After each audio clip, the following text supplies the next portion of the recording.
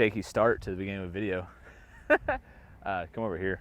So we got Philip on camera today. We're outside, and he'll field questions as we see him. I may chip a few at his face just to kind of show you guys some stuff as we get the camera lighting a little bit better. So Philip will just have to manage the fact if anybody's here, if we can hear me. Make sure that mic is on. Make sure that green button is lit. We good?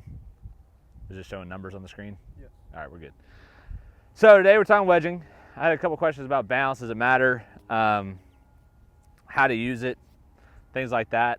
So our green's actually this way. I'm not left-handed, so when I go to hit one, we'll flip it around with Philip. But the bounce has a couple of different features to it, right? So when you look at it, mine's a little dirty because I was out here just goofing off, right? There's a width and then a camber to it as it goes back, and that's usually we start to see the grind change. Pretty much every tour player hates the stuff back here, right? That's the main area where we used to grind it back when I was doing a lot of that stuff. You grind a lot of that heel relief out of the way. Nike made a big toe swoop where the toe's a lot fatter out there just to give you some more bounce. And the reason for that is like the heel's the death trap. It'll catch it, shut the face down, make it have less loft, put the leading edge into the ground and cause you to dig and chunk it or skull it, right? So basically the things you want to try to do is like understand that when you are going to hit a wedge shot, it wants to be open, right? So if I set my golf club straight down and just let it go and rest on my hand, the face wants to open up, right? It doesn't really have a lot of encouragement to go forward until my handle starts to go forward, right?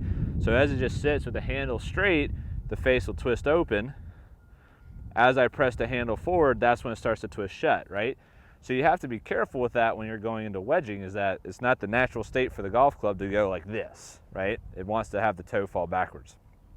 So that's something to kind of understand, right? And then bounce, the easiest way to look at it is if you took bounce and went the leading edge from my back of my hand, that's your that's not really the bounce degree, but that's a good way of representing what bounce is, right? The space between the two.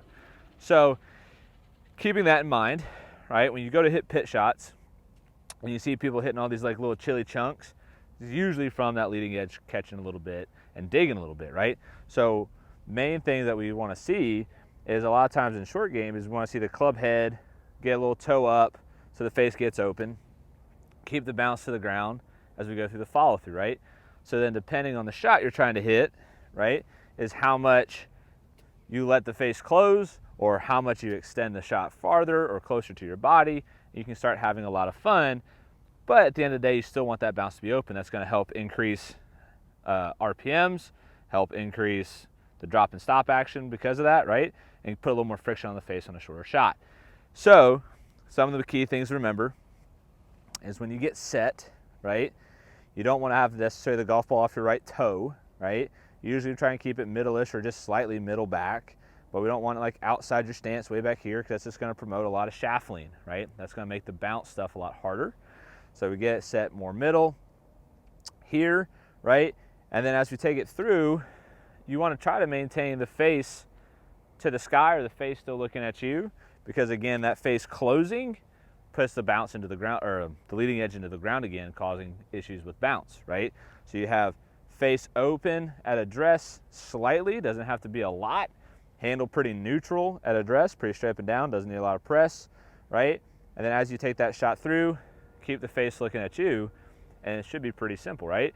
And right now, one of my buddies, Mr. Sutton, Jason Sutton, has his son playing college golf, chipping one-handed with his right hand, because that right hand kind of dictates a lot of it. Now, some of you are left-handed players that are golfing right-handed, right?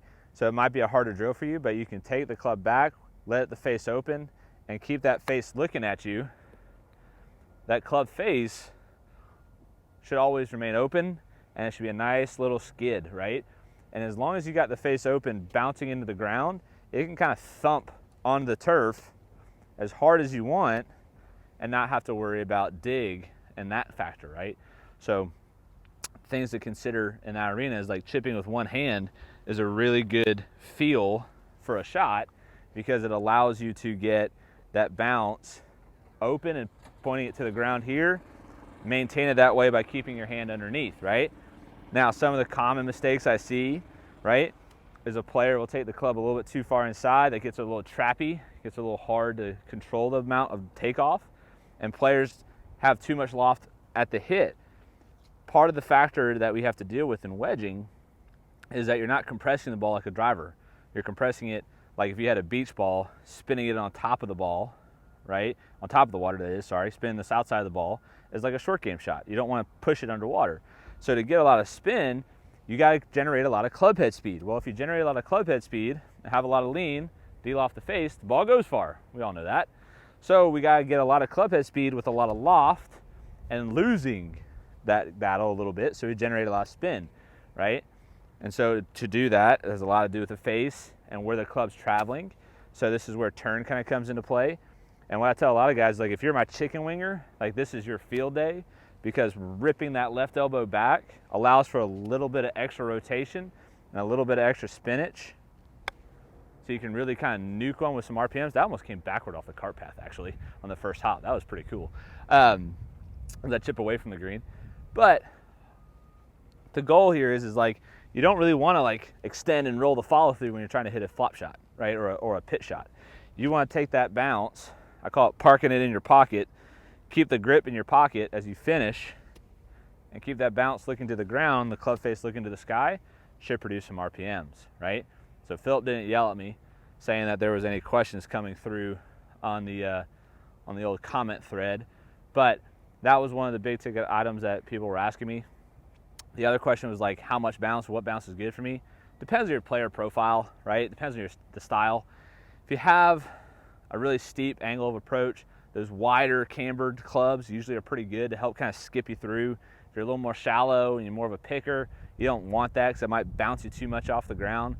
Conditions play a big factor of that too. If you play really soft, fluffy fairways, you can kind of do whatever you want. If you play tight Bermuda fairways, it might be a little harder to get those big soled clubs through that turf before it skips out of the way if you're not good at soling the club in the right spot. If you play fluffy bunkers versus hard compact bunkers, that affects the bounce you should play. So usually what players will do that aren't on TV is you can mix and match your bounces. So you usually have a little less bounce in your gap wedge and maybe a lot of bounce in your sand wedge and medium bounce in your lob wedge, something like that. You can kind of mix it around however you see fit, off of whatever you like. I kind of keep a middle bounce, like this is 11 and so is my lob wedge. Pretty middle of the road, nothing crazy like 14, but also not very low like a 6 or an 8. I like a lot of bounce, so usually I go to that more bounce, thicker side anyways. That's just my player preference, but it's up to you and whatever you like. So actually this is my lob wedge, that has 58, so my 54 and my 58 have 11. But, you know, like my wedge says, the world needs ditch diggers too, so don't be afraid to take a little pellet or two, right? And the main thing with wedging is get creative. You know, use that. You either use multiple clubs to create different shots or take that one club and create different shots with that one club and see how the ball responds, see how it reacts when it lands on the green, what creates a shot that hits and rolls, what creates a shot that goes up, and mix and match that around, right? So, short live today as I got things going on this afternoon, but I hope those answered your questions, and I look forward to sharing with you guys later some more of these great tips. As we wrap this up, make sure you like and comment below. We're doing this on Tuesdays and Thursdays at 1 o'clock Central Time. And I'll see you guys next week. Out. Yep, hit the X.